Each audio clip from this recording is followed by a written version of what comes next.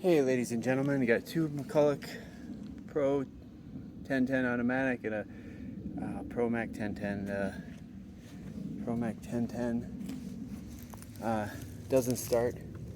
Feels like good compression. Got a nice brand new bar and chain. The Pro 1010 automatic does start. You can see I had it running good before. It does idle, but now it doesn't want to rev all the way up. No brake.